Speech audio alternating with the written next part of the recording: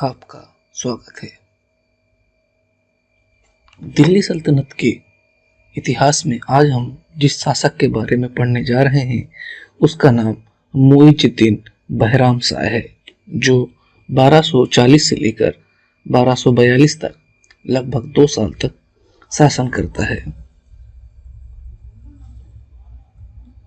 बहराम शाह के शासनकाल में हम इस चैप्टर में उसके सिंहासन पर बैठने की कहानी, नाइब-ए-ममलकत का पद का सृजन और निलंबन, तुर्की सरदारों की हत्या, मंगोल आक्रमण और गद्दी से हटना जैसे विषयों पर बात करेंगे। मुइजुद्दीन बहराम शाह की गद्दी पर बैठने की कहानी या उसका जो घटनाक्रम है हम रजिया सुल्तान वाले लेक्चर में पढ़ चुके हैं। जैसा कि हम जानते हैं कि तुर्क गुलाम सरदार जो चालीसा के हैं एक बार फिर अपनी योजना में सफल हो जाते हैं, यानी कि उनकी यह चाल होती थी कि गद्दी पर राजवंश का ही व्यक्ति बैठा जाए, लेकिन जो वास्तविक शक्तियां हों उनके हाथ में हो। अब तक वो रुकनुद्दीन फिरोज शाह, रजिया और को वो पदच्युत कर चुके थे। इसके बाद बहराम शाह के शासनकाल में क्या होता है कि जब बहराम शाह गद्दी पर बैठ जाता है तो जो चालीसा के सरदार होते हैं वो एक नया पद सृजित करवाते हैं, वो होता है नाइब-ए-ममलकत। ये एक नया पद सरदारों के द्वारा सृजित करवाया जाता है, नाइब-ए-ममलकत।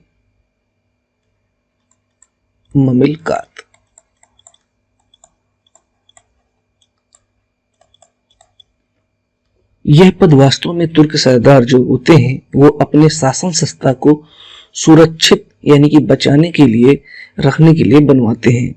इस पद के सृजन के बाद अब वास्तविक सत्ता के लिए 3 प्रकार के दावे हो जाते हैं। आप देखेंगे कि सबसे पहले सुल्तान होता है, अब उसके बाद एक पद और बन गया है, उसका नाम है नाइब-ए-ममलकत।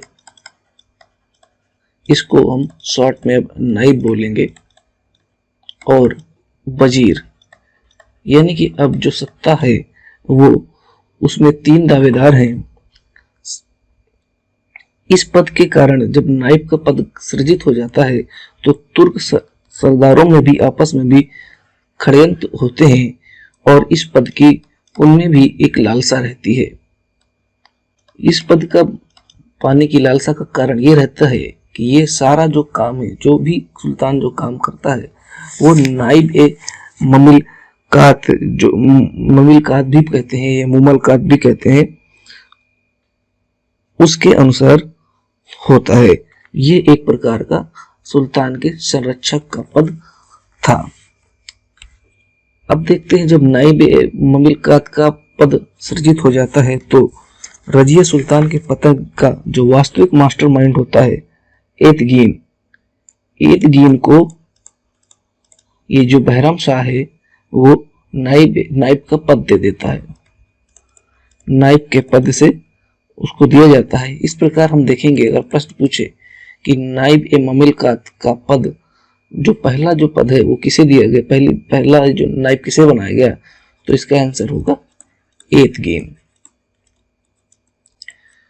एतगीन जब नायब बन जाता है तो उसके पश्चात वह क्या करता है, इल्तुतमिश की तलाकशुदा पुत्री से विवाह कर लेता है। वह अपने दरवाजों में नौबत मतलब कि एक प्रकार का जो ढोल बजाए जाते हैं वह हाथी रखना प्रारंभ शुरू कर देता है। ये जो ऐसे जो काम है उस समय विशेष जो अधिकार थे वो सिर्फ सुल्तान के महल में होते थे, यानी कि सिर्फ सुल्तान ही नौबत व हाथी रख सकता था। और अब ये नाइब जब बन जाता है एतगीन वो रखना शुरू कर देता है। तो इस ऐसे में जो इसके एतगीन के जो सरदार साथी होते हैं जो इससे जलते हैं या फिर नाइब का पद पाना चाहते हैं वो धीरे धीरे बहराम शाह के कान भरने लगते हैं। बहराम शाह के कान ऐसे भरने लगते हैं कि वो उसे ऐसे भड़काता है कि एतगीन को देखिए, ये तो अब स्वयं को सुल्तान समझने लगा है, कहीं ये सुल्तान बनने की महत्वाकांक्षा तो नहीं है।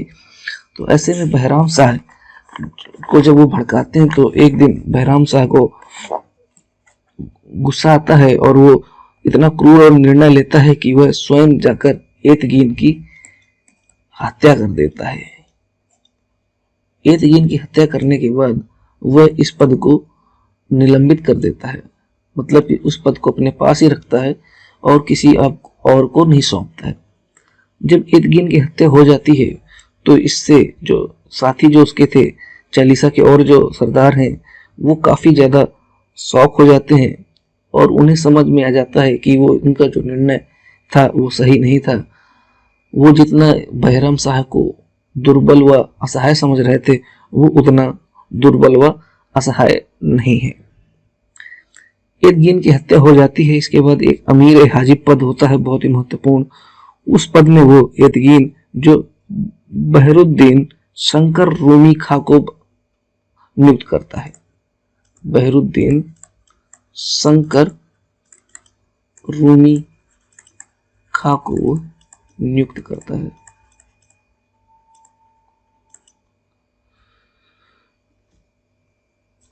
जब वो नियुक्त होता है तो फिर भी इसके बहराम शाह के लोग कान भड़काते हैं और वो बहरुद्दीन रूमी खां पर शक करने लगता है।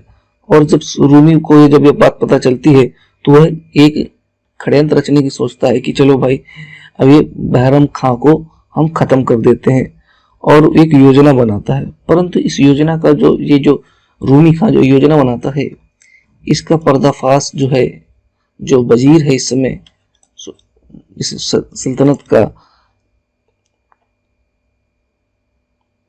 महजूबुद्दीन, ये जो सूचना है सुल्तान को दे देता है और सुल्तान इसके जो प्लान है जो रूमी खां का, उसको फेल कर देता है। आश्चर्य की बात होती है कि वो रूमी खां को मृत्युदंड नहीं देता है, बल्कि उसे बंदायूं का इक्तादार बनाकर वापस भेज देता है।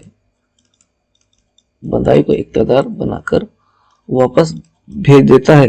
लेकिन ये जो रूमी खां है फिर भी नहीं सुधरता है, षड्यंत्र करने की कोशिश करता है। तो एट लास्ट में ये रूमी खां और ताजुद्दीन अली मुजवी एक व्यक्ति हैं, उनकी हत्या ये बहराम शाह करवा देता है। जब बहराम शाह इन दोनों की हत्या करवा देता है तो इसकी हत्या से अमीर जो है वो बहुत ही ज्यादा भयभीत होने लगते हैं और तथा वो उसे सिंहासन से हटाने का निश्चय कर लेते हैं। यानी कि अब उन्होंने ठान लिया है कि अब बहराम शाह को हम गद्दी से हटाएंगे। इसी बीच 1241 की बात होती है। जो भारत की जो इसकी गुलामों की जो सीमा है, उधर मुल्तान की तरफ देखेंगे,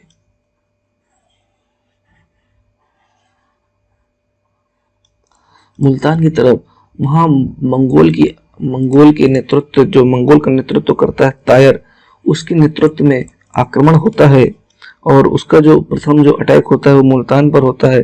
परंतु जो मुल्तान का उस समय का प्रांतीय अध्यक्ष था कबीर खां अयाज, वो उसके जो प्लान है उसको वो असफल कर देता है।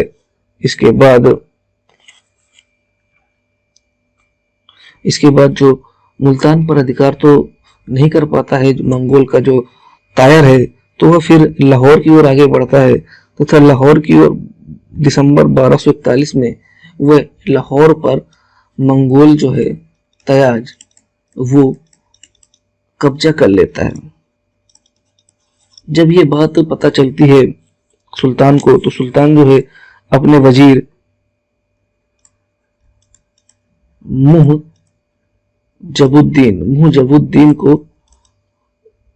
भेजने की तैयारी करता है कि जाइए आप इसको लाहौर है इस पे से मंगोल से खाली करवाइए। महजूबुद्दीन इसी प्रतीक्षा में रहता है, वो एक कि ऐसा कोई मौका आए। जब वो महजूबुद्दीन को भेजने की तैयारी करता है तो महजूबुद्दीन एक षड्यंत्र बनाता है। इसके अनुसार वो क्या करता है, तुर्क जो होते हैं, तुर्क अमीर होते हैं, उनको वह सुल्तान के विरुद्ध भड़काने के लिए एक चाल चलता है। वह तुर्कों को सुल्तान के विरुद्ध, जो चालीसा के और भी तुर्क हैं, उनको सुल्तान के विरुद्ध भड़काने के लिए एक चाल चलता है। और इस चाल में वो करता क्या है कि वो सुल्तान को पत्र लिखकर इस आशय का फरमान प्राप्त कर लेता है कि जिससे सुल्तान ने उन तुर्क अमीरों की हत्या करने को कहा था जो स्वाभिभक्त नहीं थे। ऐसा फरमान फिर वो 7 अन्य जो है तुर्क सरदार हैं उन्हें दिखाता है, और तुर्क सरदार जो है वो बहुत ही ज्यादा क्रोधित होते हैं और विद्रोह कर देते हैं। सभी मिलकर दिल्ली की ओर कूच कर देते हैं, मतलब अटैक कर देते हैं। बहराम शाह थोड़ा प्रतिरोध करता है लेकिन उसको सफल नहीं हो पाता है और 1242 में उसका वध कर दिया जाता है। और बहराम शाह के बंदी बनाने के बाद तुर्क सरदार किसलू खां दिल्ली में सबसे पहले प्रवेश करता है और अपने महल पर अधिकार कर लेता है। इस प्रकार से ये जो बहराम शाह का है 2 साल के आसपास का शासन वो समाप्त हो जाता है। इस प्रकार से एक बार और ये जो तुर्क सरदार हैं फिर जीत जाते हैं और दिल्ली सल्तनत के जो गुलाम वंश के 2 साल हैं वो और ऐसे ही अस्थिरता के और षड्यंत्र के उसमें खेल में भीड़ में चढ़ जाते हैं। तो इस चैप्टर में कुछ ज्यादा तो था नहीं इम्पोर्टेंट में 2 ही चीजें आपको 2-3 ही चीजें मिलेंगी प्रीलिम्स के हिसाब से या किसी भी पेपर के हिसाब से। आपको ये मिलेगी कि पहला जो इससे प्रश्न सबसे ज्यादा जो बनता है तो यही प्रश्न बनता है कि सबसे पहले कि ये जो नाइब ममलिकात का जो है ये पद का सृजन किसने किया, तो आंसर है आपका बहराम शाह। इस पद को पाने वाला पहला व्यक्ति कौन था, आंसर है आपका एतगीन। 1241 में मंगोल के समय अटैक करने वाले मंगोल का नेतृत्व कौन करता है, वो तायर करता है। और ये पहली बार भारतीय सीमा में, जो कि भारतीय सीमा का आशय जो कि है जहां पर ये गुलाम वंश की जो सत्ता थी जो उसमें आते थे, पहली बार उस सीमा में ये आक्रमण होता है। तो इस प्रकार से इसमें जो 2-3 प्रश्न बनते हैं इस बहराम शाह के शासनकाल से रिलेटेड, और कुछ खास है नहीं, आप इस कहानी के माध्यम से इसको याद कर सकते हैं। तो फिलहाल इस वीडियो में इतना ही है। अगले वीडियो में मिलते हैं एक नए शासक जो कि शमसी वंश का अंतिम शासक होगा, अंतिम शासक नहीं होगा, उससे एक पहले का शासक होगा अलाउद्दीन मसूद शाह। 1242 और 1246 के बीच में शासन करता है और ये एक ऐसा शासक होगा जो पूरी तरह से भैया हाथ खड़े कर देता है, कहता है जो करना है भैया नाइब करो, हमको बस बैठे रहने दो। तो मिलते हैं अगले वीडियो में और जानेंगे अलाउद्दीन मसूद शाह के बारे में। फिलहाल इस वीडियो में इतना ही। अगर आपको ये वीडियो अच्छा लगा हो तो लाइक कर दीजिएगा, चैनल को सब्सक्राइब कर दीजिएगा। चलिए।